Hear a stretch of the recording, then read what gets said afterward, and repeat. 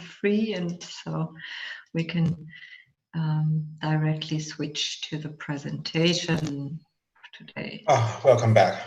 Hello. So this is what we already discussed, the literature project work. We will talk about that when you did your first research. And yeah, now I'd like to talk just a few minutes about your self-study results. So did you all have the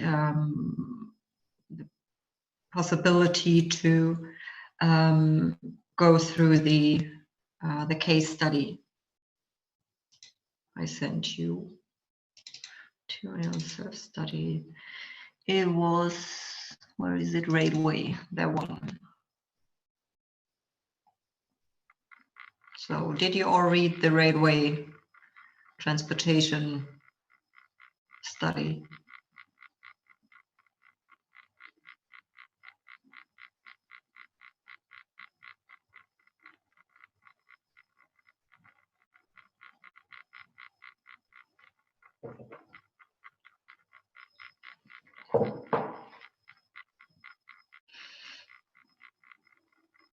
Although it's 10 pages, it wasn't that much because there was a lot of data you didn't have to read in detail, yeah, all these tables. So let's, where is it? There. So first of all, I'd like to get quick feedback. How about the difficulty of the task? The paper, was it very difficult for you, or was it okay to read and understand, and also the accompanying questions?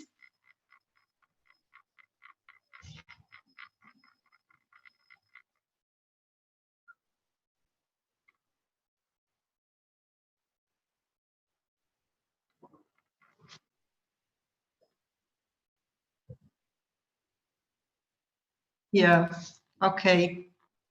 It was the same for me, as I'm not professional in statistics, of course, and you're probably not at all. But it was just, so you won't receive always the same kind of paper, as I already mentioned some lessons before. I will give you different input, but I just want to work on it with you. And to give you different kinds of impressions, and you will also receive, for example, another day, a video link or something like that. But if the text was fine in general, that's okay. That's great, because then I know what kind of level we can work on. And did you talk or collaborate in another way, like with Slack or other tools, with each other about the paper? Was there any kind of discussion?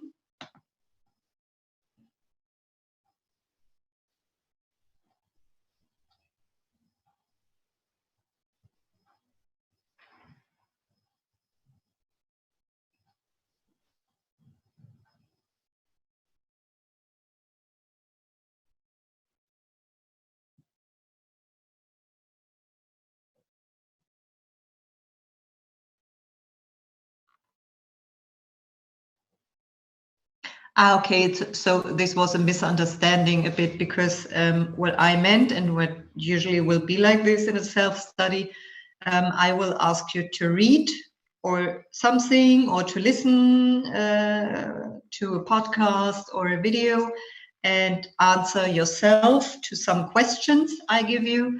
And maybe you also discuss some questions with your student colleagues outside of the class.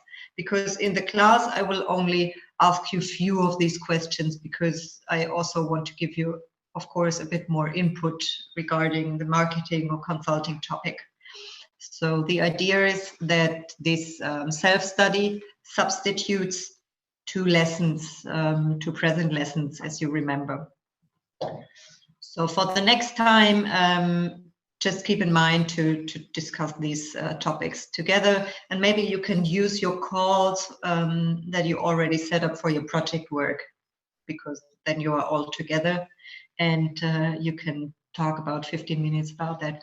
Or you use Slack to write some ideas or questions into the specific channel.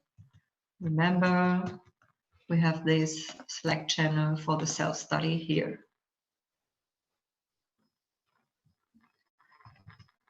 Okay, regarding the questions, I don't want to dive very deeply into that topic because we don't have that much time left, and I want to finish today the marketing part, as I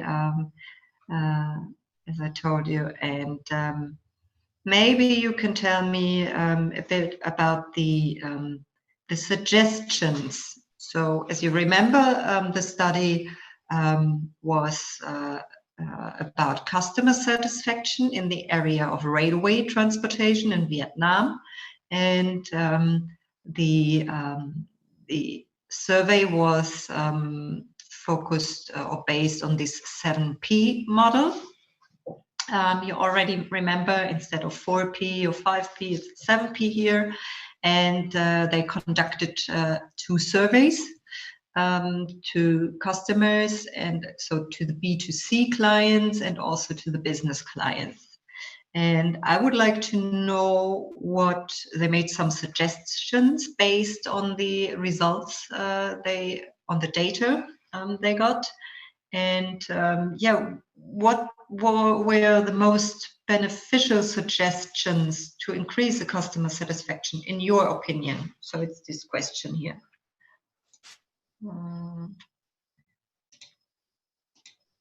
This one.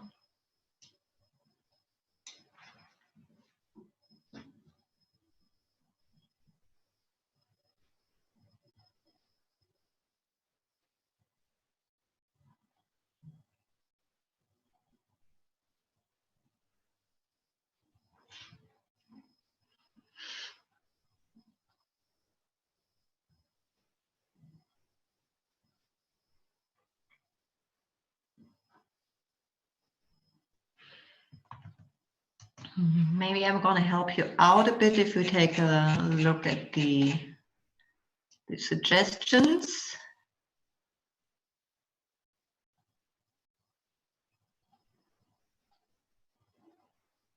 So, see it here. Several suggestions as followed. And if you take a look at them, what are the most beneficial suggestions in your opinion, and why?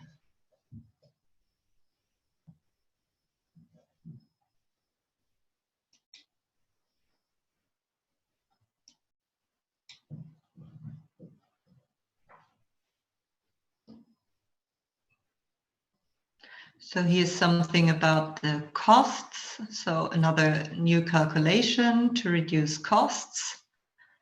And then there's this online channel idea, the service quality, standard services, the stations and architecture of the stations. What do you think is the most beneficial, or what are the most beneficial suggestions and optimizations that lead to a higher customer satisfaction? Personally, I believe it's the standard of service process. This one here, standard service process. And why do you think so?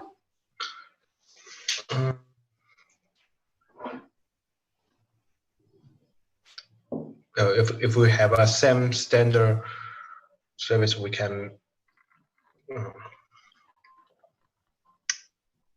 make all the passengers just feel like every journey is also as good as last time. So it's something to do with trust. So yes, you know what you get.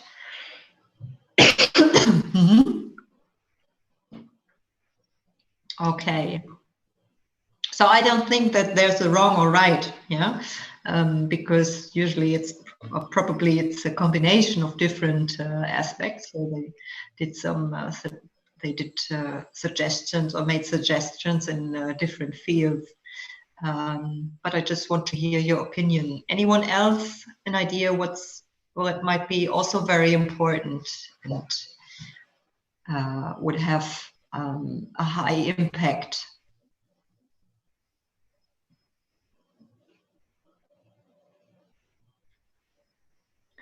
So it's about the costs, online channel, service quality, stations, architecture.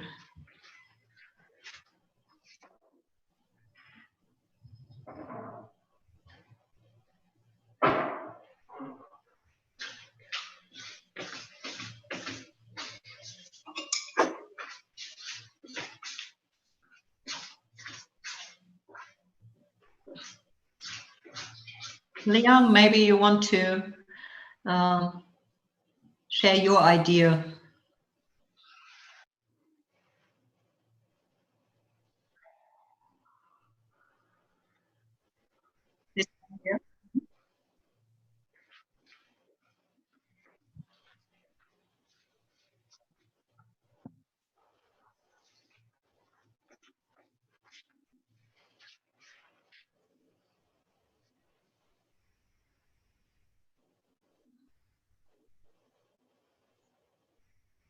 Mm-hmm.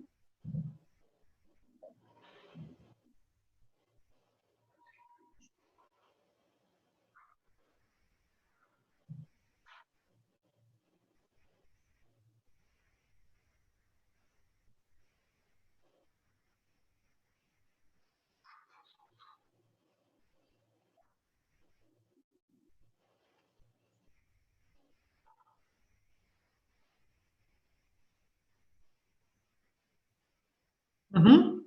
So if you have to decide if you take the railway or another kind of transportation, like by going by flight or by car, it's about time and the price. And if the time would be the same, it's of course the price. Yeah. Mhm.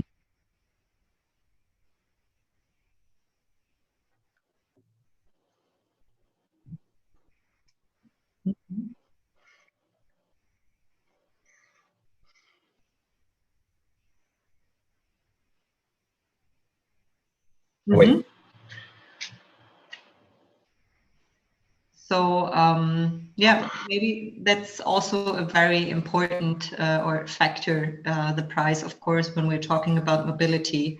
So it's usually when we are talking about products or services we need for daily life, um, we focus more on the price than when we are talking about kind of luxury products. Yeah, so we will probably not complain or something we don't need. Like we will complain if the fares go up for railway transportation. We will probably complain if the prices of food will increase. But if the price of, for example, cinema visit or I don't know, a high standard luxury handbag or whatever, then we will probably not even notice if the price increased that much. So yeah, I can also imagine that this is also a very important um, factor, which would lead to higher customer satisfaction. Okay, so regarding the paper in general, is there what kind of questions are open from your side? Do you have any questions?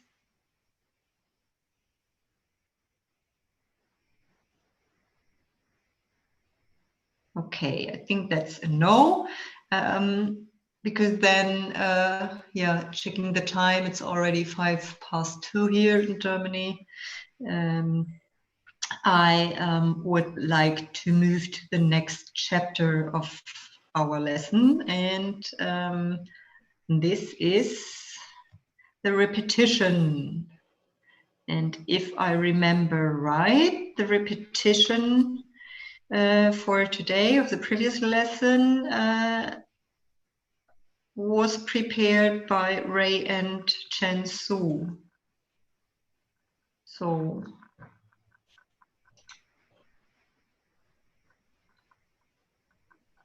do you want to share your screen, Ray and Chen, or shall I share my screen?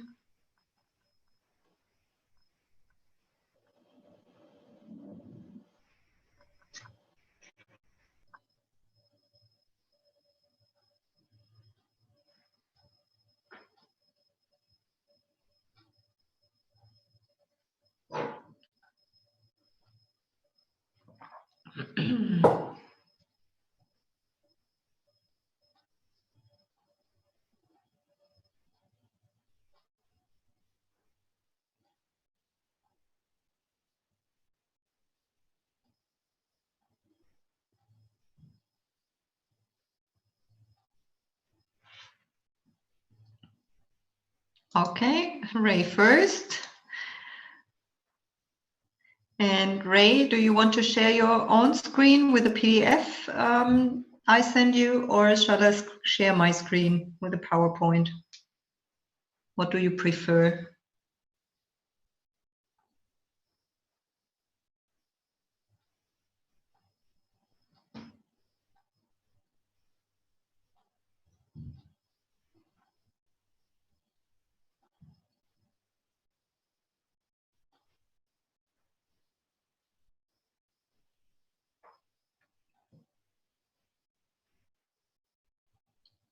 Maybe there's a bad connection.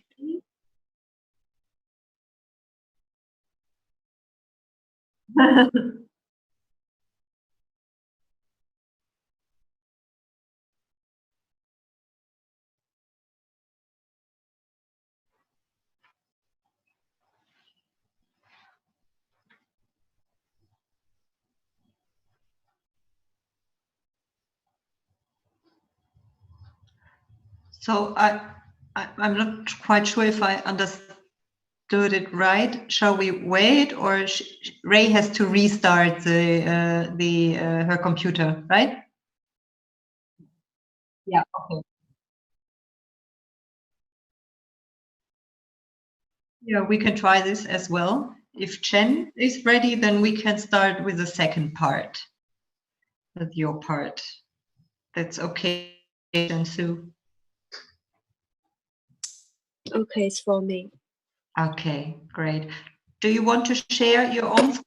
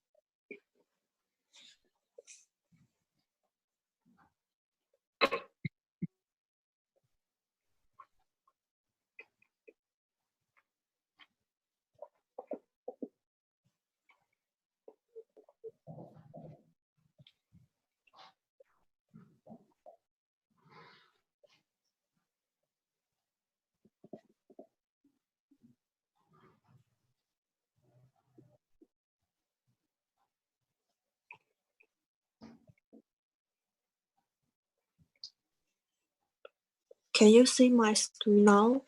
Yes. Okay, and I start.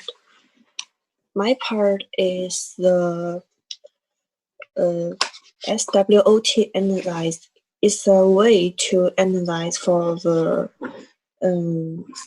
advantage and disadvantage of the company, and it can be 4 parts. First, stress is that factors which giving advantage over the competition. For example, it's like the products quality, the result, and the price. It may help the company to get more benefit from it. And the second is weakness. That means the company has some checks which make a disadvantage relevant to the competition. For example, they may have some problem with R&D and their production efficiency not so good. And the third part is in the outside views, opportunity is, for example, if a company is entering a new market, and with the background of the globalization and the international website development, they may get more chance to the other countries.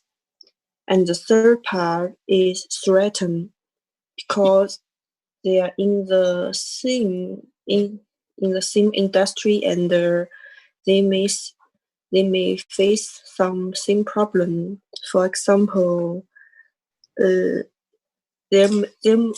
will be some same function company as theirs, so they must find a benefit to be better in the same and making their own perfect group. Mm-hmm.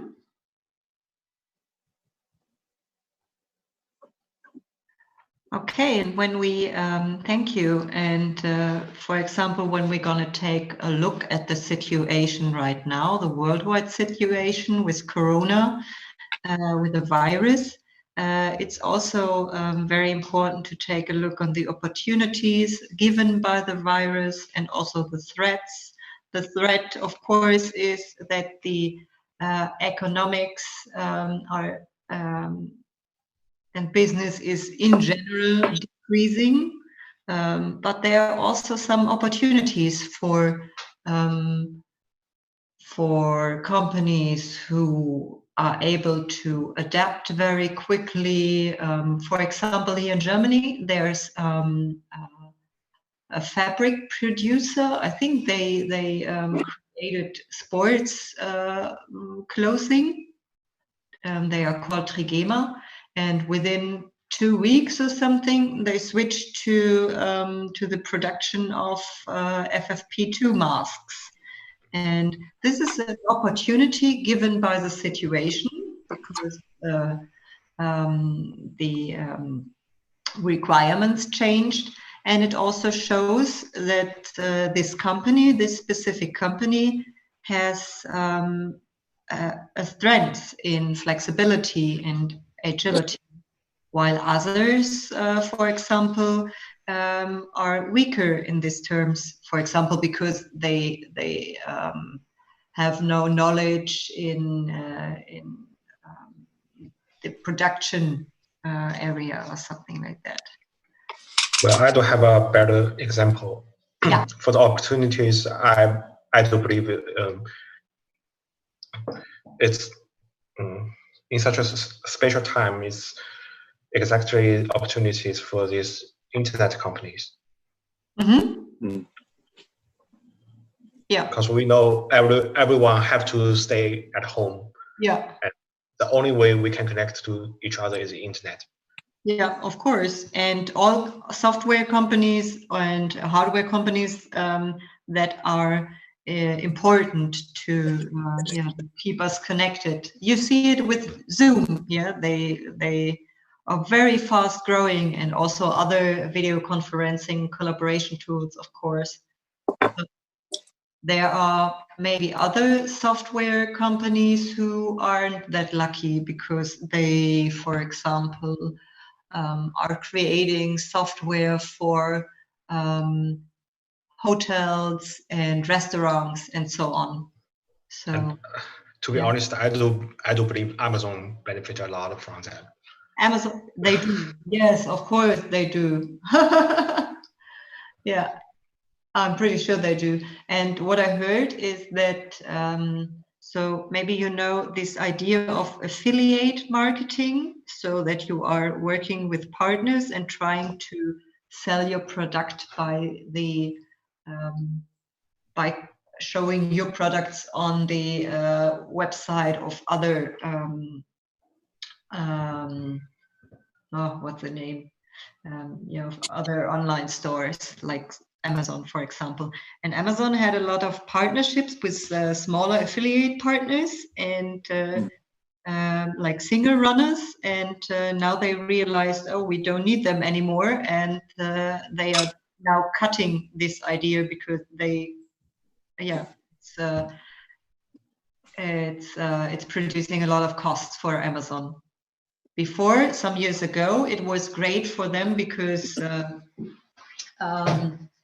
they could gain more market share, but now it's not needed anymore. And this is quite interesting how the market is changing, not only because of the situation right now, it just started before.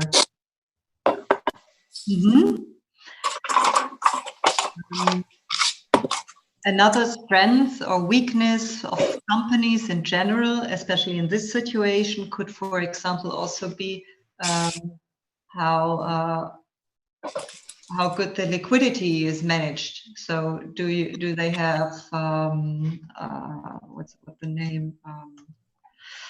I don't get the English word.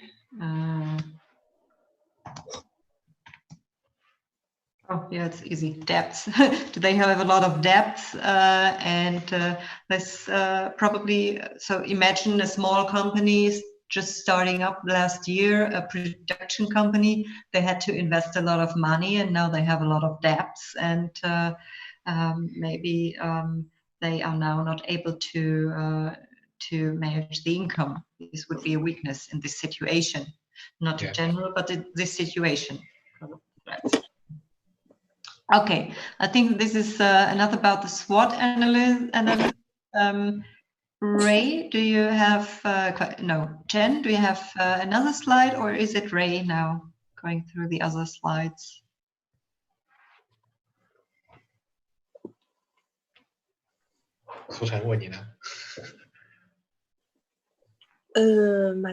My other part is following the part of Ray, so I want maybe she start first. Okay, Ray, you're back in our chat. Yeah, can you see my screen? Not yet. Not yet. Oh. But now. Okay. I add some pictures to help me explain my thoughts. And Five Forces by Porters is not only marketing but also business administration basic knowledge. And Five Forces is an analysis model that helps to explain why various industries are able to sustain different levels of profitability. The Five Forces are frequently used to measure competition intensity, attractiveness, and profitability of an industry or market. The first is competitive rivalry. We need to evaluate the number and activity of a company's rivals. Obviously, the more rivals and the greater competition. However, I think a manager also needs to assess the likelihood that anyone can dominate the market to the detriment of all the other participants. And secondly, the threat of new entry. We also should analyze the ease of entry for new participants in the marketplace. And in my opinion, in our project work, the entries of RPA is not easy. It needs high technology and well service support. Then this better indicates a low level of competition. The third factor is supplier power. If there are few suppliers who provide a scarce resource, and the competition would become intensive, and it would may resort to increasing costs and eroding profits. For example, the business RPA company, they would check how many suppliers of business RPA solutions and how big are these suppliers, how long are they already on the market, and then we're gonna check the uniqueness of their service or goods. What's the difference between the products and service of these different suppliers and competitors? And the third factor is the power of customer. For example, if one business buy an RPA solution, and probably they will not buy it frequently. Therefore, the customer may have a strong bargain position, then this will drive down price for the finished products and goods, products and service, and it would erode profitability. The fifth and the final factor is the threat of substitute products. The possibility of a new good or service coming onto the market and eroding sales of established product. For example, the RPA is assigned an additional workers for the IT companies and some office. They can complete the repetitive tasks at high speeds with 100% accuracy. Therefore, if the technology of this IT company make a great progress in one day, I just in my mind, if one day it make a great progress in the technology, I think it may create a new substitute product, and our RPA company may survive greater and greater competitors. And the last step, after we realize how the market and the industry is working, we could take a deeper look onto our competitor analyzed by benchmarking. The first time I saw this title, a question come out in my head is what is benchmarking? And I searched on Google, and I find it has a long history, and maybe I can conclude benchmarking in one word is comparison. And comparison has always been the essence of winner. And being able to react quickly and probably has helped a man overcome the important setbacks. And since the benchmarking has evolved, but it is still an important part of our daily life. And benchmarking is an activity that tells you your position or status by comparing yourself to others. The reason for comparing is to understand where you are today. And What may be some of the areas that you need to improve? In business today, it is vital that we compare ourselves to others. Am I have more money than my competitors? How does my business compare to the rest within the same industry? Are there others out there that have similar problems? Have they solved them already? If yes, then what worked for them? Am I at the top of the bottom of the class? So how benchmarking work? Phase one is planning. And we should define what we wanna benchmarking in our such as the benchmarking areas and financial performance, brand reputation, staff motivation, and so on. Something like we often call the performance indicators. The next slide, the Su Chen just taught show us the detail of these areas. So I'm not explaining in details here. After we know that we want and we could start to find our goals, our benchmarking partners, and determine data collection method. So I use one word to conclude this step is define ourselves. And the third phase is analyze. Mm-hmm. We have to compare the information we receive about our benchmarking partners with our own, and then we could find out what the gap among counterparts. And this reminds me of one word is KPI, because the KPI is for the employees in one company, and maybe the benchmarking is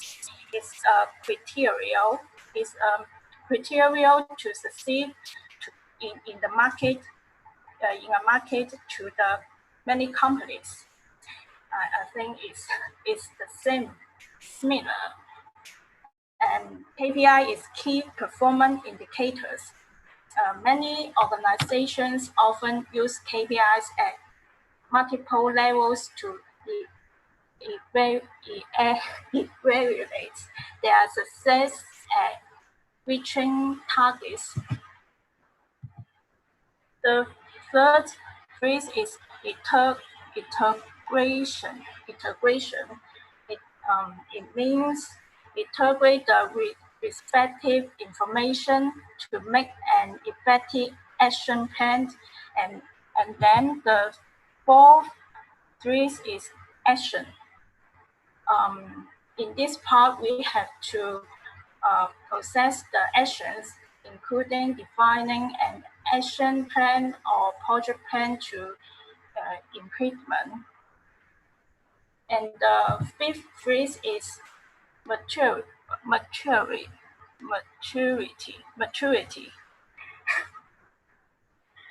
Sorry.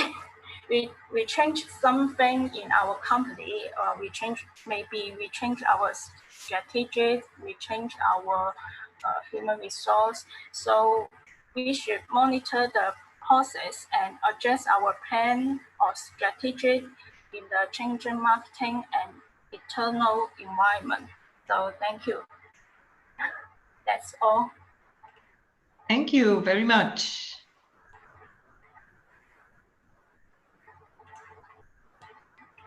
And did I get that right? There is something else Chen want to present, or?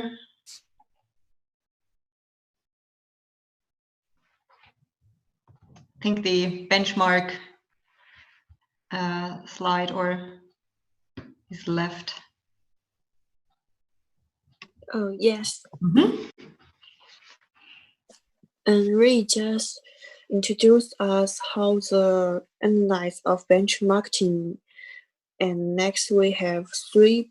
It can divide into three parts. First, area of analyzing. Second, the business. And the third, in class competitions. First area of analysis is which elementary we can take into consideration. For example, like culture in different area, in different country with different culture, we have to make our product or we have to make our service to more fit in this area. And in different place, maybe we need a different process because of the different national politics or something.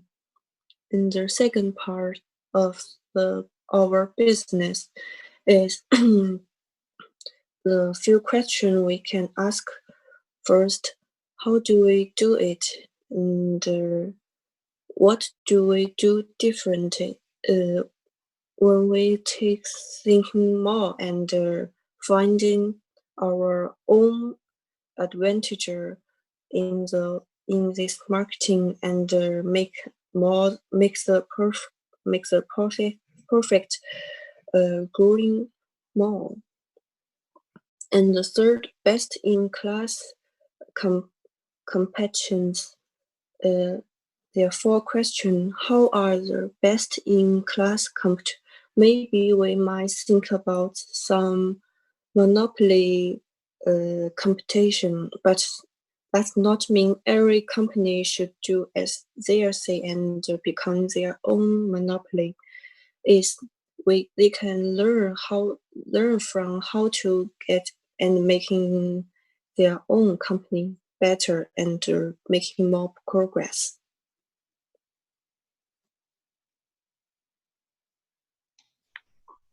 Thank you, you both. Like Liang and Zoe last week, you did a great job, and I think we all have learned a bit more about these marketing aspects as you added some concrete examples. That's great. Thank you. Okay, any questions open regarding this this content?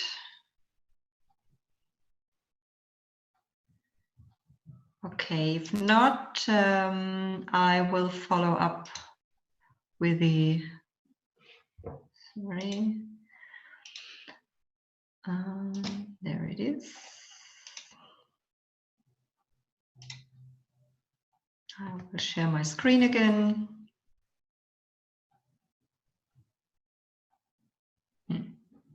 Sorry. There it is.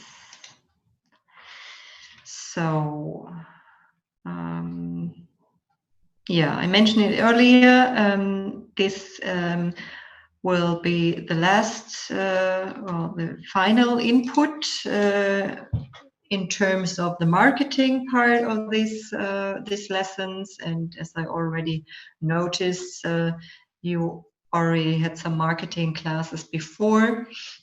So we will go straight through it today. And yeah, I will create later on a mixture between the self-study and the repetition for the next week. So maybe we can gain some benefits that will help you also for your project work.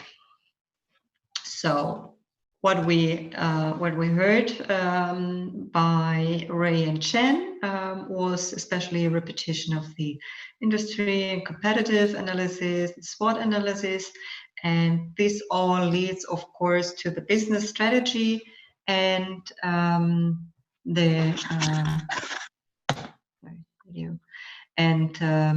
it's the basis for the design of the marketing strategy, and this is where we're going to focus on now. And yeah, let's just start with the marketing goals. So before you create a strategy, of course, you have to design and define your goals.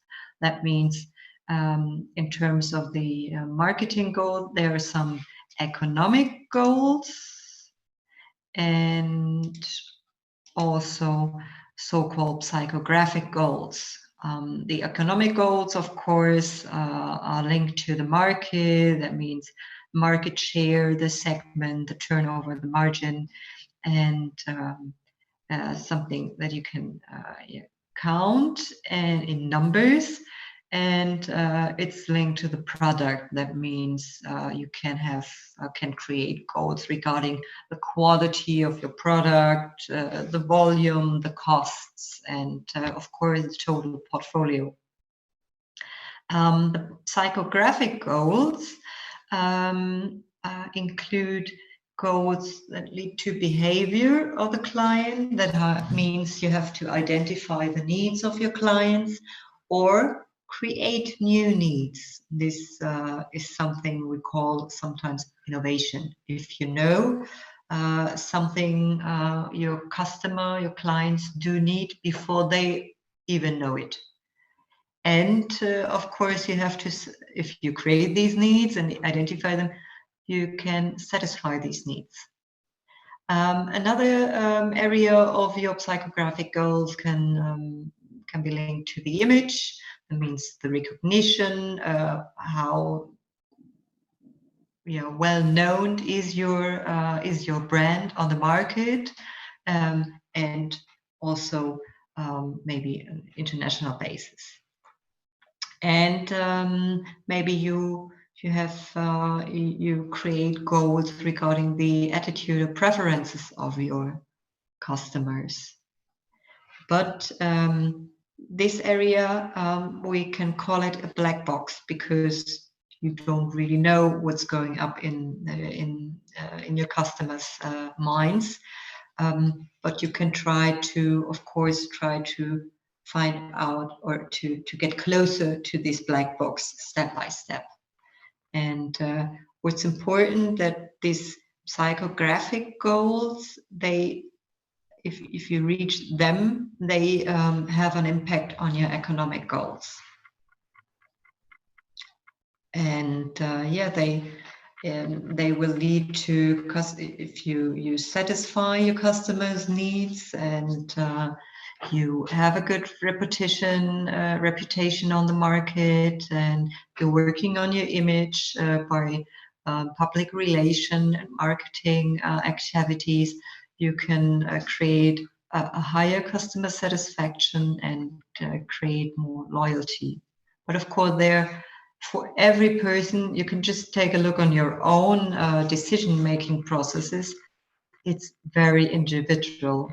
So for everybody, there are it's a combination of different criteria which lead to your customer satisfaction and also to a brand or product loyalty.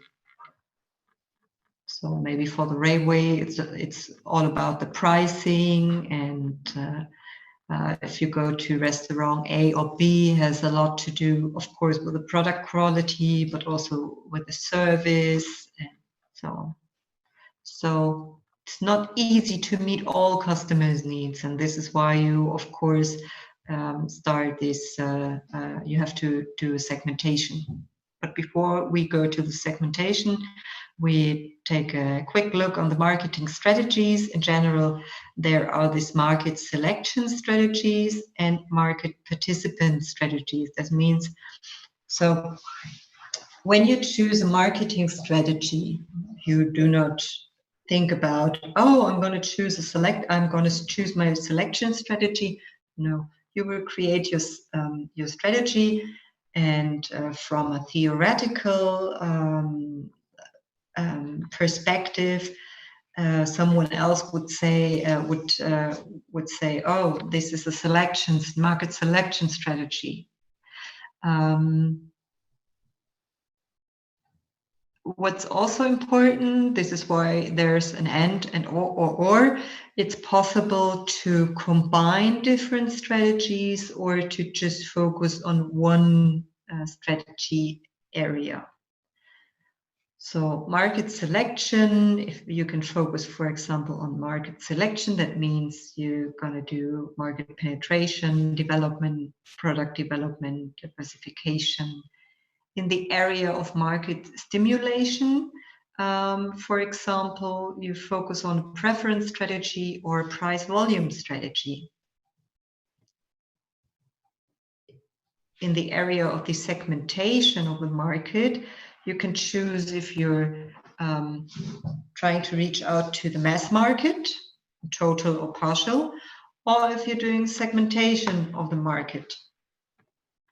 And at least you're going to choose your marketplace, if it's local, national, or international, depending on your product or your service. Usually you start with local or national focus, and then you're going to reach out maybe on an international level. Yeah. But this definitely depends on your product and your service.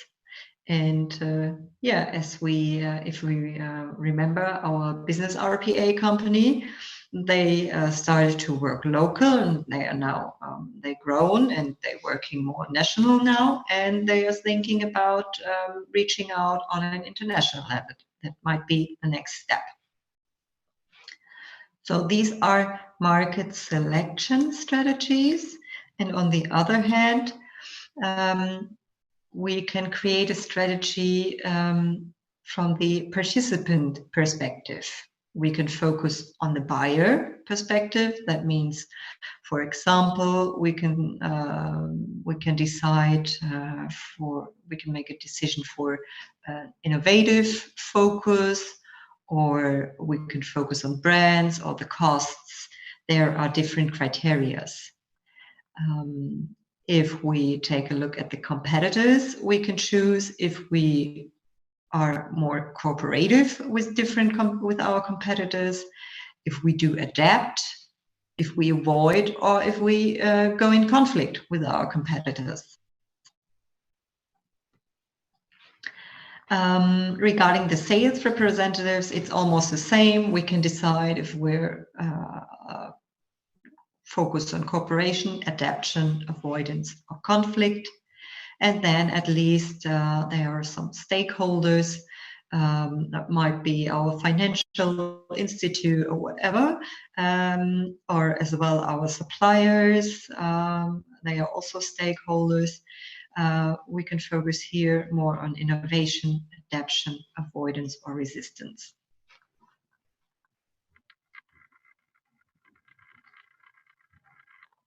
So I will quickly go through these slides because, yeah, the lack of time today. We need a bit more for our project work. But please let me know if you have any questions, if anything is unclear, then we will talk about that. Just two ideas, probably you already know them, so I will just go through them, through these strategy ideas straight. This is an overview, market selection participant strategies, and of course Porter created a model where he's bringing together the aspects market. So that means one market segment or a smaller segment, or if a company is offering the services or products more broad, that means industry-wide. And he says you can either focus on your product uniqueness or on the cost side. And depending in which area you are more in a differentiation strategy, cost leadership, cost focus, or differentiation focus. And another strategy you might also know is the product market matrix by Ansoff. He is bringing together the areas new markets or existing markets, and existing products and new products. That means if you are a company, for example, working on an existing market and using and selling your existing products, your strategy is the market penetration. That means you want to gain and hold your market share, because in the same market with the same product, that means you have to get new customers or identify and create new customer needs. And also you have to think if you have to try if it's possible to reduce your prices. Yeah, so, and if you are entering a new markets with existing products, an idea of our RPA company, for example, then we are talking about market development.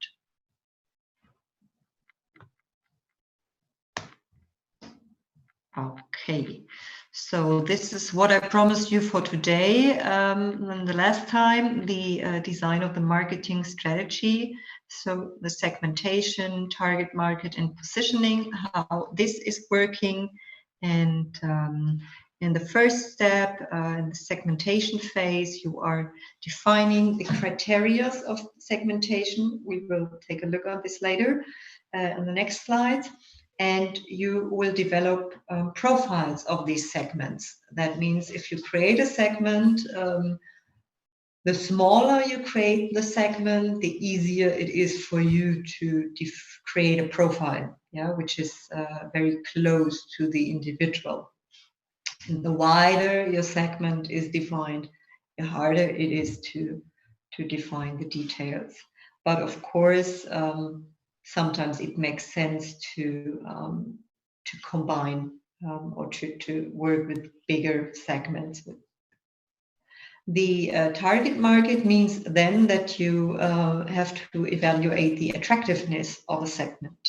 So I have an example on the following slides, and then you're going to select the target markets, because if you define the segments, it doesn't mean that you will deliver or offer your product or your service to every defined segment. It means also that you will exclude segments. That doesn't mean that you will not, that you won't sell your product or service to that segment, but you will probably not reach out by your marketing activities to this specific segment. Yeah, let's see, for example, a consulting company which focuses the services onto clients in the IT industry, they will not create marketing activities to reach out to pharmaceutical clients. But of course, if there's a client of the pharmaceutical industry coming up, probably they won't send him this client away. The positioning, the last part, it means that you have to define the strategy. Where do you want to position your company in the mind of the customer? And how will you create your unique selling proposition? As you remember, the positioning is the branding of your company or your products in the customer's mind.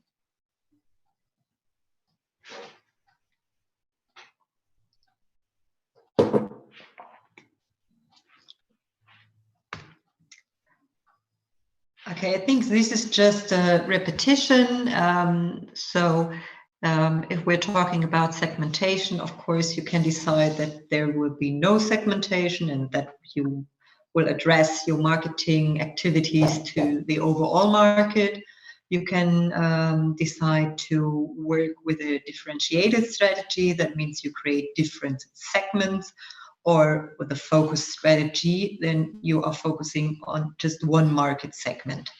But the size of the market segments and the criteria, this is not fixed at all. So it's also an individual choice, how big and how differentiated you will create these segments.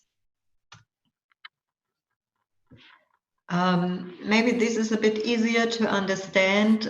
So on the left side, you see the P, that means product 1, product 2, product 3, and the market 1, 2, 3. These are the segments. Yeah. So For example, if there's a company that's offering one product in one market segment, that means we're talking about a niche player.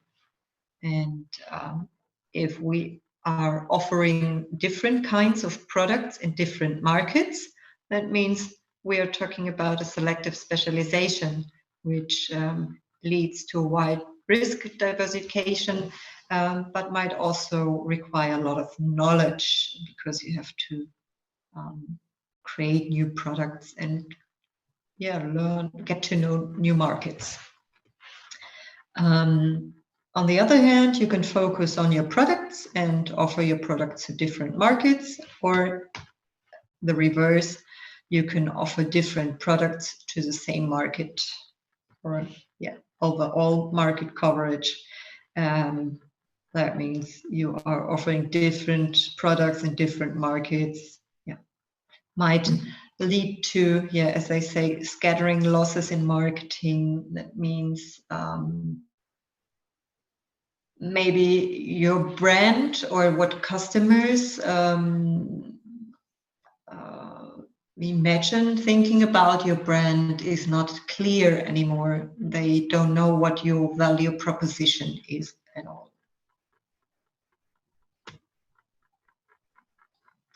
So what are the criteria for market segmentation? These are just examples. When we're talking about the B2C, business to customer area, it's the age, the gender, for example, the income or the household size, professions, residence, and so on.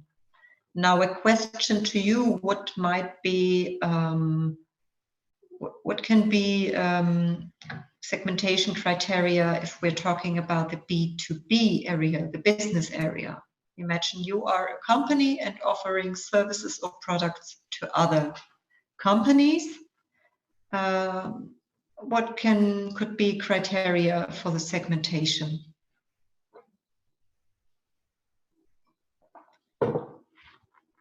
Who has an idea?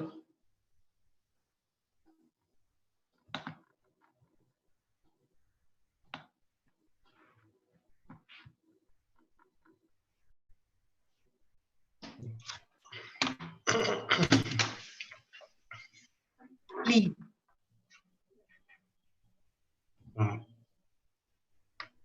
Actually, I'm not sure about this. No worries. Maybe I can give one example first. The region where your customer is running the business might be a criteria. So you can say, okay, one of my segments is the north of Germany, another segment is the south of Germany, so on. But of course, there are other criteria as well.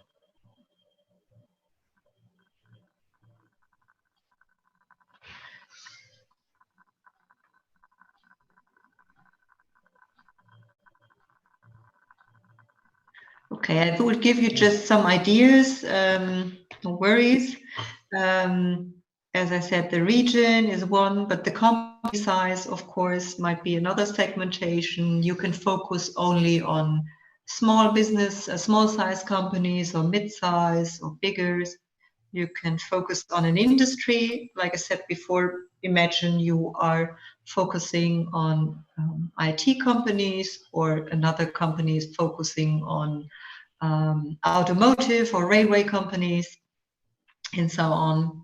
And also the maturity level might be interesting, because maybe you need a different approach, a different marketing approach to address startup companies or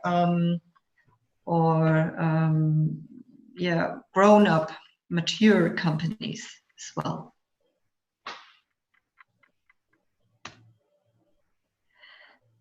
This is just a quick example how this is the targeting, right? What you do first is to create segments, and then you have to decide which segment might be interesting for us. So this is just an example.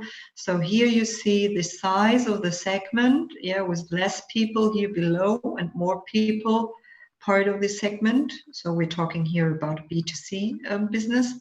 And on the other end, you have the income and the buying power. Means in this area, you have the lower income, middle income, and high income from a German perspective. And then you have to define which area might be very interesting for you. So where are more people to address, for example. So this area, we don't know who there, might be not very interesting. But for example, if you go in this area, the mid-income with a high size, with a bigger size of the segment, there are already two groups of customers you can address in this area.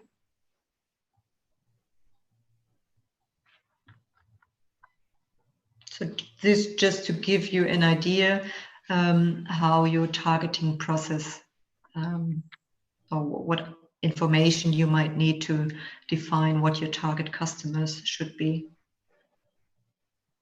If you find out that, for example, you wanted to focus on the house builders, and then after your analysis you realize, so okay, these people do not have a high income, and maybe the oh no, they're not here, and maybe it's also a very small segment size. You find them here, for example, then you have to realize that this shouldn't be probably your target market. Or you have to do some diversification and create also other target markets and spread your risks. Yeah. Okay. So it's almost less. I think there are 2 slides following, and then we're done for today. The input, the positioning strategies. So you define the segments, you defined the areas of your target customers, and then you also have to decide what kind of positioning should work for your company. So would you focus on your buyer? That means that your product comes very close to your customers' needs and to their ideal, or do you want to be very different from your competitors, or do you have totally different dimensions or ideas to work on? And that might lead to a positioning in this market. If you see your scope of service and the price, you decide, okay, a lot of competitors are in this mid area. There's only one in the low price. So I'm sorry, it's German. Niedrig means low. Okay, that was my German brain working. Hoch means high. Course, low and high. So what you see here is that only one competitor is here in this low price and low scope section. It might be interesting to deliver something here. And there's also only one in the high price, high scope section. So you can decide if you want to position yourself far away from your competitors, or if you want to be very close to the idea of the customers, and that might be here somewhere in the middle. So I've seen some chat questions. Get it? Okay. Okay, I think that's it. Yeah, so I will just round it up with a brief view on the controlling. Of course, if you analyze your market, design a strategy, and decide how to implement the strategy with a marketing mix. We did it in the first lesson. You have to do some controlling and monitor if your actions, activities, and also your general marketing management is working and what kind of impact it has.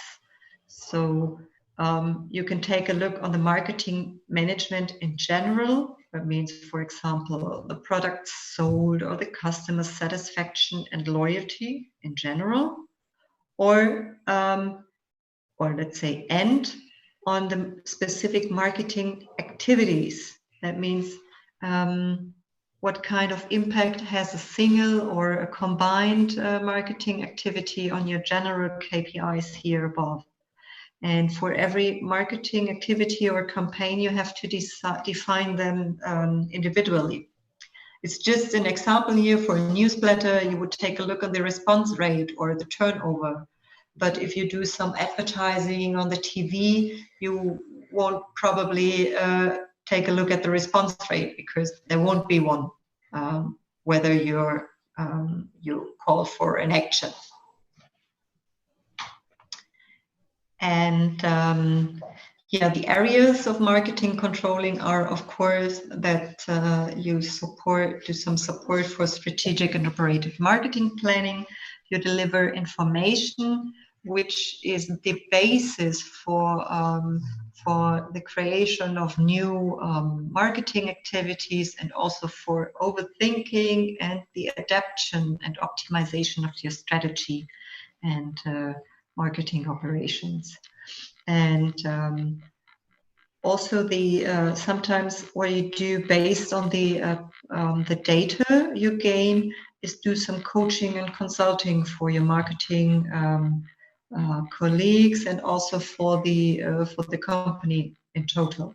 Yeah, because this is combined. You have the data and you do some consulting, and because you know what kind of action leads to what kind of impact and changes. So this was a very quick run, and I'm a bit over time right now. I'm sorry for that. We will have some time to talk about open questions next time, instead of the repetition, I will create a combined, so we can skip this bit. No, you can ignore this. I will give you a self-study task until tomorrow, which is focused on the slides we talked about and is also linked a bit to your project work. So you can learn a bit more about the theory and adapt it to your practical project work. So you will not receive an additional paper like the railway thing, but you will receive some specific questions about the repetition, and I would like you all five, to present some of these your results regarding the questions. But you will receive it in a written way. I think it's the best way. We can repeat the stuff, the content we talked about, or I talked about mostly the last 30 minutes. And also to build a bridge to your project work. I hope that's fine for you. You will receive your task. Where is it? Your task via Slack with a self-study challenge. Okay, so we will do a kind of repetition, but not like we did today. You will receive some additional questions. Okay, so just a brief outlook. Next week, we're going to start with consulting lessons, and we will probably talk about definition and history of consulting and the areas of consulting. The other stuff will follow within the next weeks. And this is what I see your actions are. you will do, we will do together a concept review. That means you're going to take a look at your Trello project board for your project work. And I would like to talk about the report structure with you next week. And yeah, so what you will receive after this lesson until tomorrow is the task for the repetition and self-study, and we will try to find